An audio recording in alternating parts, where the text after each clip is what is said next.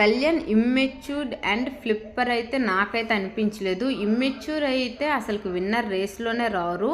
యాక్చువల్గా చూసుకుంటే డెమోన్ ఏం చేశారంటే ఆ రోజు కెప్టెన్సీ కంటెండర్ నుంచి తొలగించారు.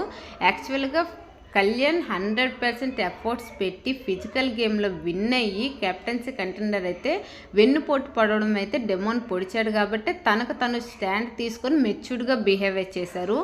ఎమాన్యుల్ చాలా సేఫ్గా ఫ్లిప్పర్ అనే బోర్డు వేశారు కానీ తను ఫ్లిప్పర్ అయితే అనిపించలేదు నాకు. ఎందుకంటే తనూజన్ నామినేషన్ చేస్తానన్నది నిజం, కానీ ఏదైతే పాయింట్తో నామినేట్ చేస్తానన్నారో అది రమ్య సేమ్ పాయింట్తో నామినేట్ చేయడం వలన తనకి ఇంకో పాయింట్ లేక తను నామినేట్ చేయకుండా సంజనాని నామినేట్ చేశారు. తర్వాత చూసుకుంటే ఈరోజు దువ్వాడ మాధురికి నాగ్సా పర్ఫెక్ట్గా అన్నారు. ఏంటంటే నువ్వు తోపు తురుము అయితే బయట చూసుకో, బిగ్ బాస్ హౌస్లో కాదు. Right answer.